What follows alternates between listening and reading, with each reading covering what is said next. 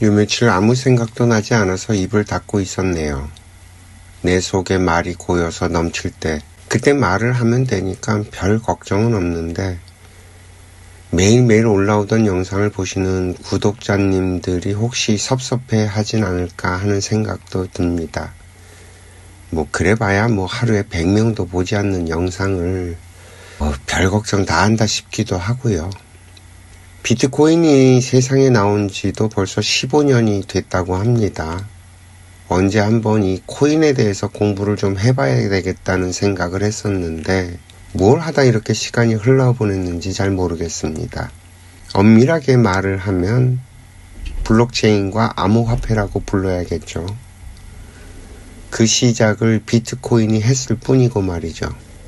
이 기술에는 참 많은 철학적인 것들이 들어있는 것 같아요. 그래서 미래 세상에 어떻게 안착이 될지 그 미래를 알 수 없다 보니까 코인에 대해서 공부를 한다고 뭐가 달라지겠냐는 생각이 컸던 것 같습니다. 왜 갑자기 코인 이야기냐 싶겠어요. 아이고, 트럼프 때문이죠. 트럼프가 달러 스테이블 코인이라는 것을 만들고 있어서 이 코인 시대가 갑자기 확 당겨져 버렸어요.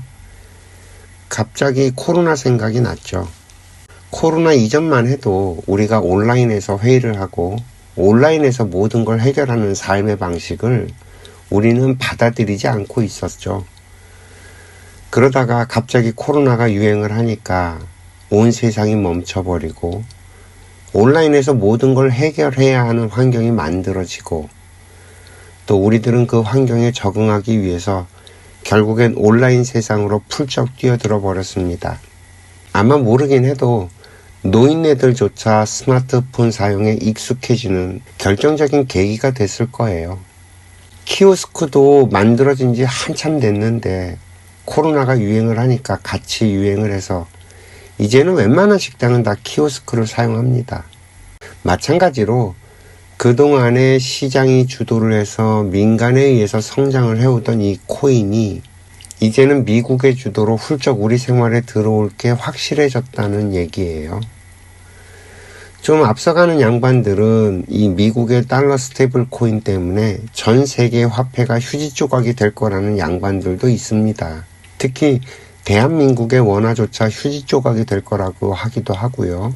또 중국도 이 중국의 자본이 코인 때문에 외부로 유출이 되면서 중국이 망할 거라는 예측까지도 하는 사람도 있습니다.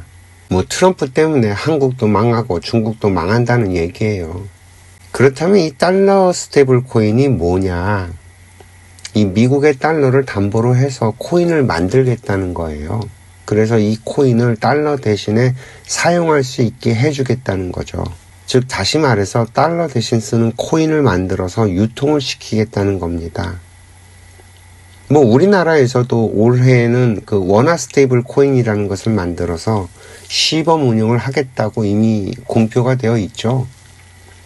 유럽도 그런 움직임이 있고 중국은 정확하게는 제가 잘 모르지만 이미 시행을 했다는 얘기도 들었던 것 같고요. 그런데 이 달러 스테이블 코인이 전 세계 화폐를 휴지 조각으로 만들 거라는 예측은 저는 좀 무리한 생각일 것 같다고 봅니다. 물론 휘청거리는 나라들이 속출하기는 하겠죠. 또 중국도 자본 유출이 심해질 수 있고요. 그런데 그게 말처럼 그게 쉽게 이루어지지는 않을 거예요. 실제로 한번 보세요. 트럼프가 우크라이나 전쟁을 종식시키겠다면서 큰 소리 빵빵 쳤지만 그게 말처럼 그렇게 되던가요? 우크라이나의 반발도 만만치 않고요. 또 러시아의 푸틴도 트럼프의 말을 듣지 않죠. 유럽은 어때요? 지금 유럽의 반발이 얼마나 거세지고 있나요? 당장 캐나다 총리도 트럼프와 대립각을 세우고 있죠. 만약에 이 달러 스테이블 코인이 자국의 위협이 된다면 각 나라들은 그것에 대응하는 어떠한 조치들을 취하게 되면서 미국의 달러 그리고 스테이블 코인 그리고 미국 자체도 다 같이 뭔가 좀 스텝이 엉키면서 안 좋아지고 위태로울 수 있어요. 미국의 증시도 그것 때문에 휘청휘청 거리잖아요. 그리고 일단은 그 미국의 스테이블 코인은 블록체인과 암호화폐가 추구하는 것과는 정반대 형태의 코인입니다. 제가 그 트럼프 덕분에 코인 공부를 좀 하게 됐어요. 이 비트코인이 만들어진 건 중앙에서 관리하는 이 화폐에 대해 불신을 가지면서 시작이 된 거죠. 그 당시에 미국에서 벌어졌던 금융위기 사태를 겪으면서 우리가 과연 정부나 금융기관 등에서 주도하는 이 화폐를 믿을 수 있느냐 하는 원초적인 질문에서 출발을 합니다. 그러면서 이 중앙에서 주도하는 화폐가 아닌 개인과 개인 간의 신용을 바탕으로 하는 거래를 화폐가 대신해 줄 수 있다면 얼마나 좋을까 하는 식으로 생각이 확장이 되고, 그래서 만들어진 게 블록체인 기술이고, 그 돈에다가 사용자의 정보를 담을 수 있는 기술을 넣어서 이 돈의 신용을 확보하는 암호화폐가 만들어진 거예요. 그 시작이 바로 비트코인인 겁니다.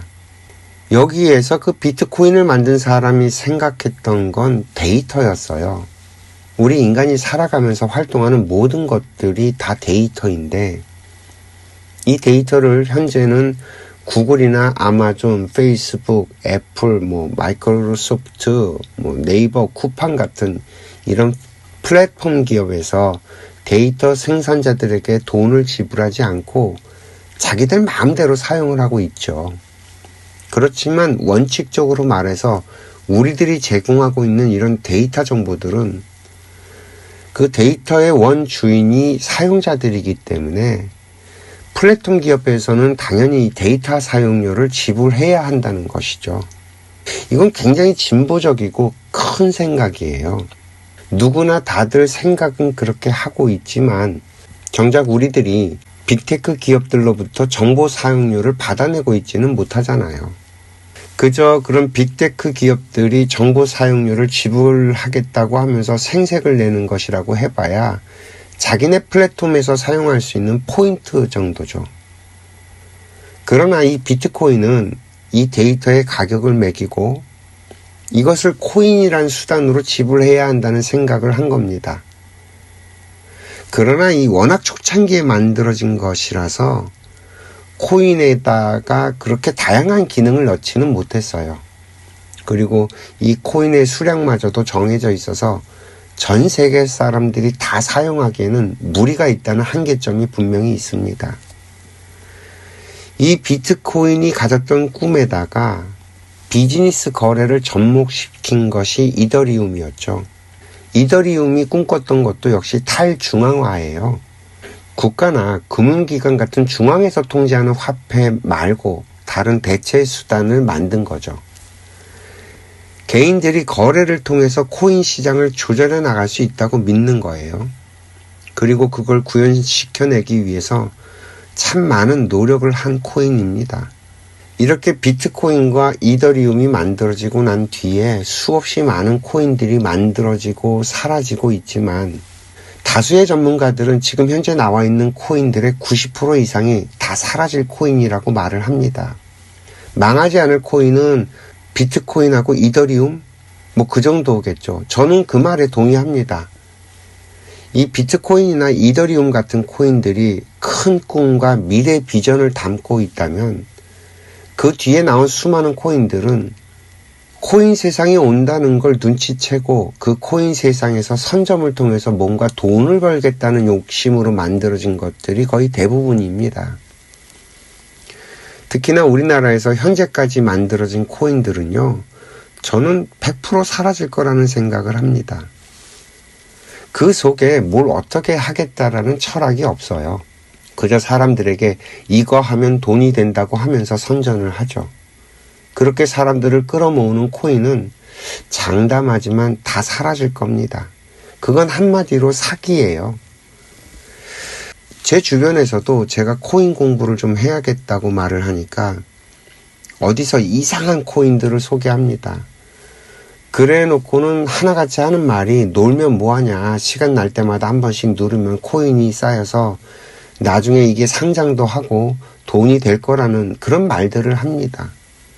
제가 말하는 코인 공부는 그런 게 전혀 아닌데 말입니다. 사실은 제가 오늘 설명드렸던 이런 이야기가 코인 공부예요. 그런데 이런 걸 얘기해 주는 사람이 없어요. 어떻게 된 게. 참 그래요. 정상적인 이야기를 하는 사람은 없고 그저 돈이 된다고 사기치는 사람들만 난리니 참 이 나라가 이게 어떻게 된 건지 말이죠. 사실 코인은요, 기업이 발행을 해야 맞다고 저는 생각을 합니다. 그것도 우리들의 데이터를 사용하고 있는 기업들 말입니다. 네이버나 구글, 삼성이나 애플 같은 곳 말이에요. 아마존도 그렇고 쿠팡도 그렇죠. 우리들이 온라인에서 접촉하는 모든 빅테크 기업들은 지금 사실 공짜로 우리들의 정보를 사용하고 있어요. 특히나 요즘 엄청나게 뜨고 있는 AI 기업들은요, 그 AI 학습에 사용되는 데이터들을 어디서 가져왔겠어요? 다 우리 같은 사용자들의 데이터입니다.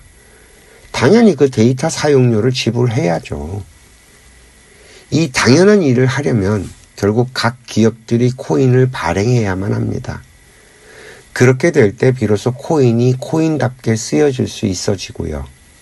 저는 머지않은 미래에 이런 코인들이 만들어질 거라고 봅니다.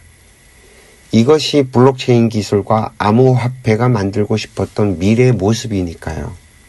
그럼 이게 우리한테 도대체 무슨 도움이 되겠냐고 싶겠죠. AI와 로봇 때문에 일자리를 잃은 우리 인간들이 돈 걱정하지 않으면서 살 수 있어지게 됩니다. 우리들의 데이터를 사용하는 기업들이 우리들에게 돈을 지불하게 되니까 우리는 돈 벌려고 하지 않아도 저절로 돈을 벌어서 먹고 살 수 있어지는 거죠. 왜? 우리의 데이터를 팔면 되는 거니까요. 이해가 좀 되세요? 곧 머지않은 미래에 먹고 살려고 고민하지 않아도 되는 세상이 온다는 말이에요. 이게 비트코인이 꿈을 꾼 미래 세상입니다. 이렇게 되면 국가나 정부에서 화폐를 관리하지 않게 돼요. 통제를 할 수가 없게 되죠. 중앙정부의 힘이 점점 빠지게 되고요. 정부는 저절로 작은 정부를 꾸려야만 합니다. 통제권을 잃게 되니까요. 대신 국민들의 자율권이 올라갑니다. 여기에서부터는 좀 더 파격적인 이야기들이 나오게 되니까 좀 감안하고 들으세요. 어쩌면 기업인들이 정치를 하는 세상이 올 겁니다. 이 기업들이 일종의 부족 국가가 되고요. 기업 간의 회의가 부족장 회의가 되어버리는 거죠. 이쯤 되면 정부에서는 기업가들과 의논을 해서 나라를 운영해야 되는 그런 상태까지 가게 될 거예요. 그래서 제가 단도직입적으로 얘기를 해서 결국엔 기업인들이 정치인이 되는 현상이 벌어질 거라고 말씀을 드린 겁니다. 물론 이런 현상들에 대해서 거부감을 갖는 사람들이 많이 있겠지만요. 반면에 대다수의 평범한 사람들은 먹고 사는 문제에서 해방이 되기 때문에 기업에 대한 반발심도 자연스럽게 사라지게 되고요. 또 자기가 하고 싶은 것, 원하는 것을 마음껏 하면서 사는 정말 자유로운 세상이 더 좋다는 사람들이 많이 늘어나게 될 겁니다. 기존에 우리들이 알아왔던 많은 것들과는 전혀 다른 세상이 열릴 거예요. 우리가 노동을 팔아서 먹고 산다는 이런 천박한 사고방식으로부터 탈피하게 되는 거죠. 우리가 계속해서 노동을 팔아서 먹고 산다는 사고방식을 갖게 되면요. 천민으로 전락하고 말 거예요. 이걸 어떻게 설명해야 이해들을 하시려는지. 저는 그 노조를 만들어서 기업과 대치하는 이 사고방식은 과거 20세기 버전이라는 겁니다. 공산주의가 20세기 말에 무너지면서 진작에 같이 사라졌어야 하는 이 문화가 어떻게 된 건지 우리나라에서만 오히려 노조가 더 악랄해지고 더 강력해지고 있는지 말이죠. 이거 빨리 정리하지 않으면 우리나라 망합니다. 이제는 국민들이 좀 뭐라고 해야 돼요. 사람들을 모아서 단체를 만들고 집단행동을 통해서 그 힘으로 정부와 싸우고 기업과 싸우는 이런 짓거리를 도대체 언제까지 지켜봐줘야 하는 건지 말이죠. 기업 코인이 만들어지고 우리들의 데이터를 비용으로 지불하는 세상이 오게 되면요, 더 이상은 노동자로 살려는 사람이 없어지기 때문에 저절로 노조는 사라지게 됩니다. 일단 로봇이 발전을 해서 노동을 대체해 버릴 테니까요, 노동자 없는 세상이 만들어지고 있는 중이라는 말이에요. 물론 당분간은 혼돈이 찾아올 겁니다. 미래로 가야 하는데 이 과거에 발목이 잡혀서 매달려 사는 사람들은 아우성을 치겠죠. 그 넷플릭스에서 방영하는 드라마 폭삭 속았수다에 나오는 그 박보검이 아이유한테 외치던 그 소리 없는 아우성 돋네요. 이 드라마들 보셨나요? 아이유가 그 노스텔지어도 모른다고 놀리니까 박보검이 유치원의 시 그 깃발을 외워서 아이유에게 소리치던 장면이 있었습니다. 이것은 소리 없는 아우성! 저 푸른 해원을 향해 흔드는 영원한 노스텔지어의 손수건! 하면서 말이죠. 그 학교 다닐 때 유치원 시인이 깃발은 이상향을 표현한다면서 배웠던 기억이 납니다. 우리가 돈에 묶이지 않는 세상이 저의 이상향입니다. 우리는 먹고 살기 위해 산다는 생각에서 벗어난 최초의 인류가 될 겁니다. 블록체인과 암호화폐가 우리들을 그렇게 만들려고 만들어진 셈이고요. 우리들이 암호화폐에 대한 믿음이 생겨나려면 과정이 좀 필요하겠죠. 저는 그 트럼프의 달러 스테이블 코인이 이 코인에 대한 우리 인류의 신용을 얻는 과정이라는 생각이 들었습니다. 아직까지 인류는 국가라는 틀 안에서 생각하고 살아가고 있으니까요. 자본주의가 만든 단일 시장 경제는 아직까지는 이 국가라는 경계를 무너뜨리기에는 역부족인 셈인 거죠. 하긴 우리들의 생각이라는 것이 얼마나 빈약한지 우리들은 잘 알지 못합니다. 예를 하나 들어볼까요? 과거에는 그 과학기술이 그다지 발전하지 못해서 벼랑 같은 곳에서는 사람이 살 수가 없었죠. 그저 자연적으로 안전한 곳에서 살았습니다. 생존 확률이 높은 곳을 찾아서 살았던 거죠. 그러다가 인간들의 그 과학기술이 발전을 하면서 그 어디에서도 살아갈 수 있는 그런 안전을 확보할 수 있다는 생각이 만들어졌어요. 이게 도를 넘다 보니까 LA, 특히나 그 헐리우드에서는 해변가 그 벼랑 위에다 집을 짓고 살기 시작을 합니다. 그 영화 아이언맨에서 그 천재 발명가인 토니 스타크가 살던 집이 그렇잖아요. 절벽에 인간의 기술로 집을 지어서 살고 있죠. 그런데 천재지변이 일어난다면 어떻게 될까요? 안 그래도 이번에 그 캘리포니아에서 산불이 일어나서 거의 한 달 넘게 불을 끄지 못하는 어처구니 없는 그런 일이 벌어졌고 정말 많은 사람들이 죽거나 다쳤죠. 또 일본을 한번 보세요. 일본은 지진이 일상이에요. 저 같으면 불안해서 어떻게 거기 사냐 싶은데 우리나라보다도 훨씬 많은 사람들이 살고 있죠. 1억 명이 넘나. 그 수많은 불확실성 속에서 마치 영원히 살 것처럼 다들 잘 살아가고 있습니다. 제가 1월 달인가 2025년도의 키워드는 천재지변이 될 거라는 얘기를 했었어요. 이 지구별의 역사를 보자면요. 천재지변은 늘 있어 왔던 일입니다. 이 지구적 차원에서 보자면 그냥 자연현상이에요. 그러나 그 천재지변을 겪게 되는 인간은 불행을 겪는다고 생각을 합니다. 고통받고 괴로워하면서 말이죠.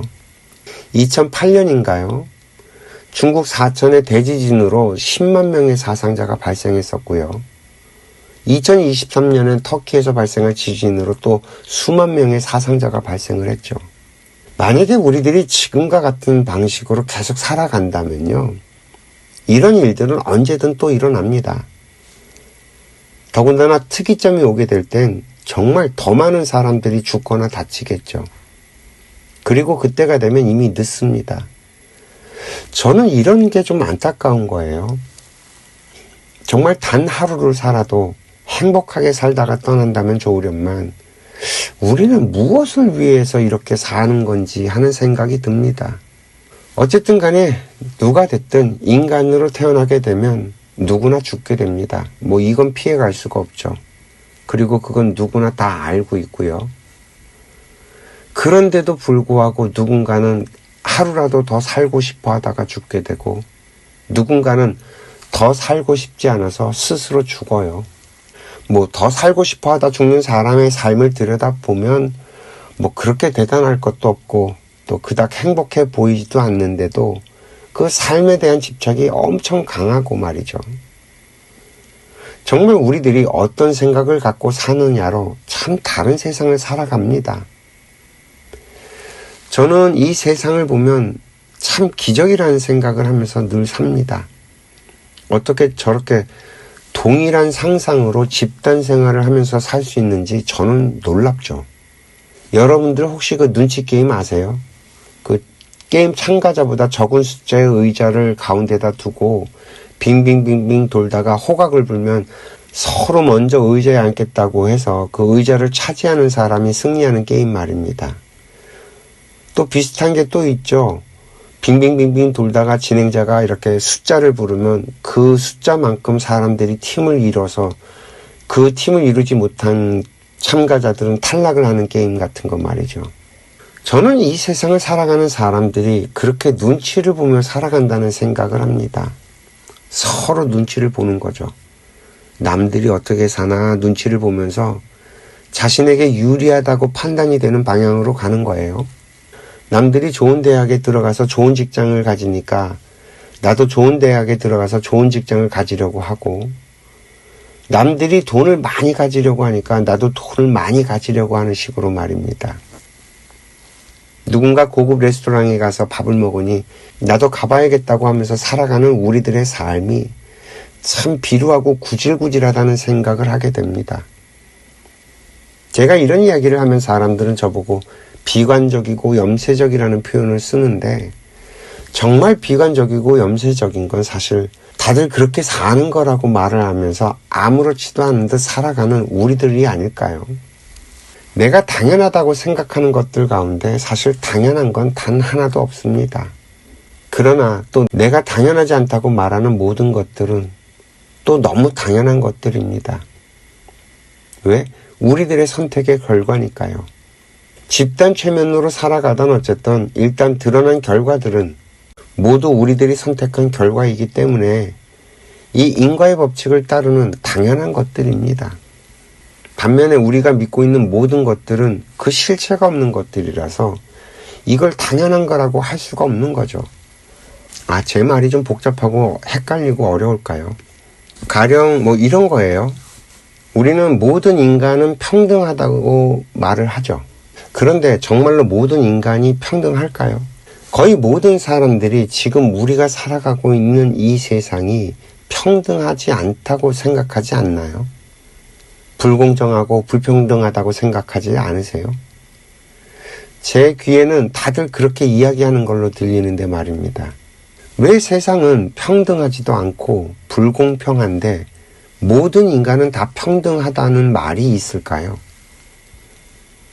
이 지구별에 살던 모든 인류가 평등하다고 느낀 적이 과연 단 한 번이라도 있었을까요? 이 역사를 아무리 뒤져봐도요, 인류가 평등하다라고 표현된 적은 단 한 번도 없는 걸로 알고 있는데 말입니다.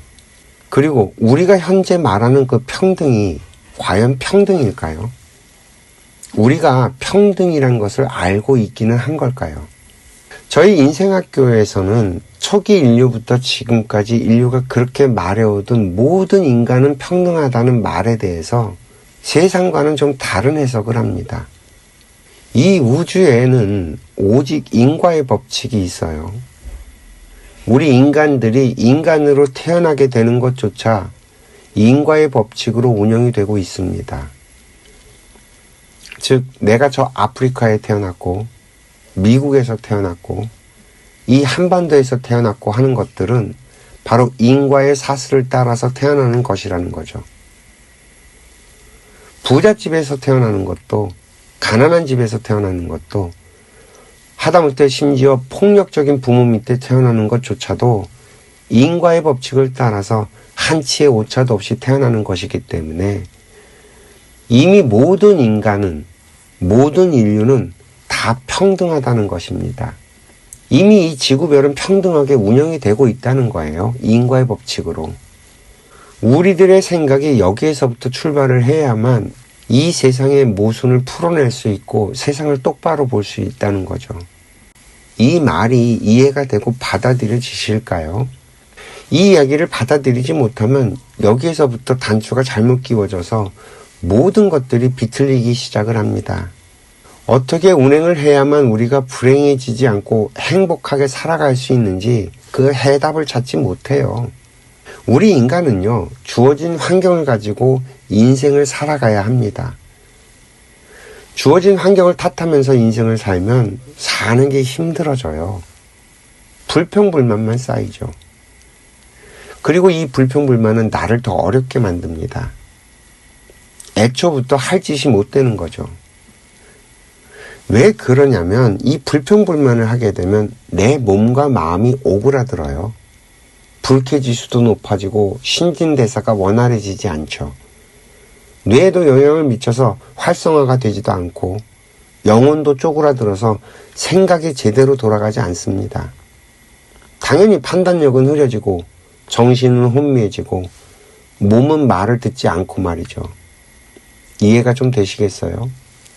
왜 요즘 서구사회에서 명상이 유행하게 됐는지 아시겠어요? 자기들의 논리대로 살아봤더니 몸과 마음에 병이 드는 겁니다. 그러다 보니까 생각과 몸을 이완시켜주는 명상이 아주 효과적이라는 것을 알게 된 거죠. 그동안 내가 옳았다고 믿어왔던 것들을 내려놓으라고 가르치니까 일시적으로는 효과를 보는 겁니다.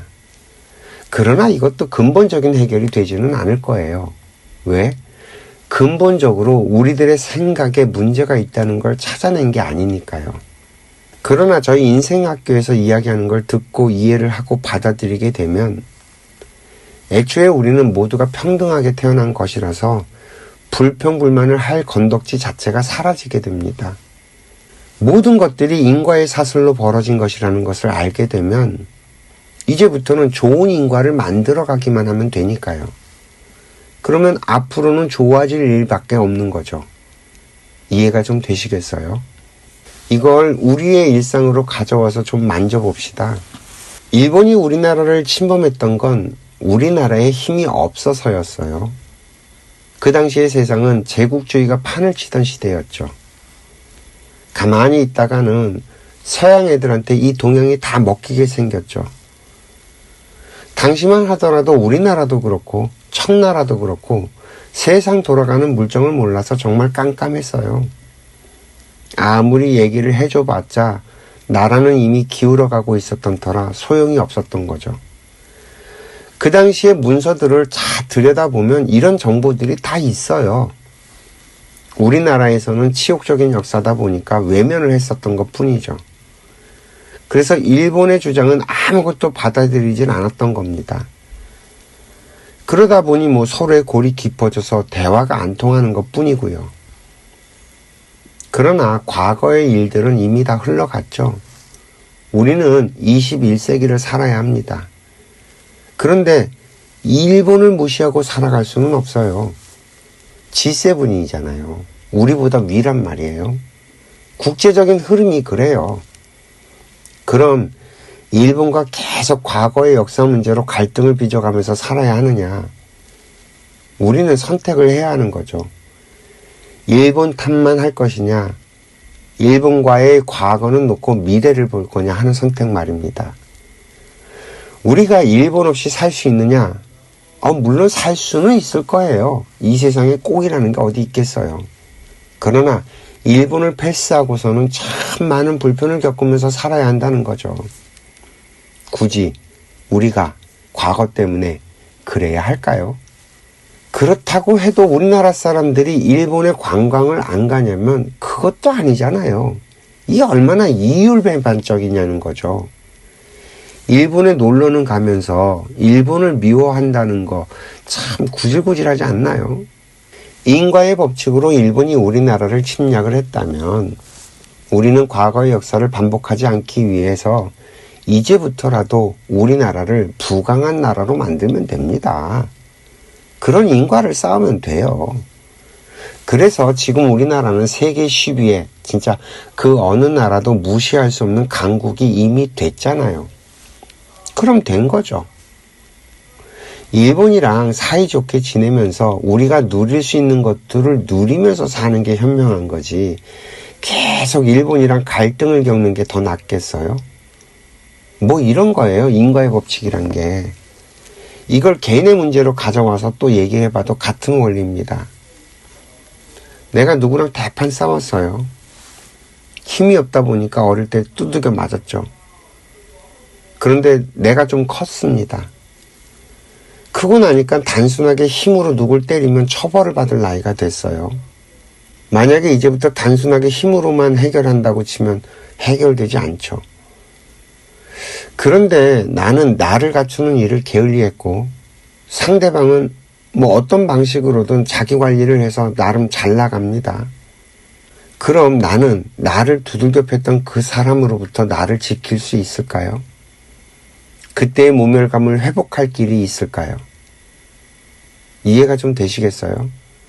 그런데 만약에 그때 그 일을 겪고 나서 내가 절치부심을 해서 나를 갈고 닦았다면 어찌 됐을까요? 그 누구를 만나도 당당하고 누구를 만나도 내가 도울 수 있는 실력을 갖춰서 그런 위치에 갔다면 말이죠. 그리고 그렇게 된 계기가 그날의 그 수치스러움이었다면 그 날을 잊을 수 있을까요? 그리고 먼 훗날 그 사람을 다시 만났을 때 나는 과연 무슨 말을 하게 될까요? 만약에 그 사람이 힘없는 사람이 돼서 나의 도움을 받기 위해 찾아왔다면 나는 과연 그 사람에게 수치심을 주면서 복수를 할까요? 아니면 반갑게 맞이하면서 아이고 그날 고마웠다고, 그 덕분에 지금 내가 이렇게 성장을 했다고, 뭐 도울 일이 없겠냐고 하겠어요. 우리는 이런 식으로 성장을 해야 되는 게 아닐까요? 허구한 과거사를 놓고 일본에게 사과를 하라고 하는 이런 우리나라를 보면 저는 참 많이 부끄럽습니다. 일본이 사과를 안 한다고 말을 하는 그 자체가 쪽팔려요. 그 사과 받는다고 기분이 좋아질 것도 아니고요. 내 삶이 좋아질 것도 없고 말이죠. 그리고 그런 사과를 정작 받아야 할 사람들은 이미 다 돌아가시고 없는데 말입니다. 저는 우리나라 사람들의 품위가 참 그래요. 그 권선징악이라고 하는 그 사고방식으로 살아가는 것도 참 어처구니 없고요. 이 세상은 그런 방식으로 작동하지 않습니다. 여전히 인간들은 힘의 논리로 살아가고 있죠. 여러분들은 안 그러신가요? 가슴에 손을 얹고 한번 생각해 보세요. 분명히 누군가를 업신여기면서 살아가고 계실 텐데 말이죠. 그 남의 얼굴에 묻은 검댕이만 보지 마시고 부디 자신의 품성이나 걱정하면서 살았으면 좋겠습니다. 지금과 같은 방식으로는 미래의 세상에서 살아남기가 어렵습니다. 점점 그 시간은 다가오고 있는데 우리들의 생각은 변할 생각들이 없으니 참 그래요. 이 나라의 혼란을 보면 참 마음이 무겁습니다. 아이고, 뭐 오늘도 두서없는 이야기 들어주셔서 감사하고요. 행복하세요.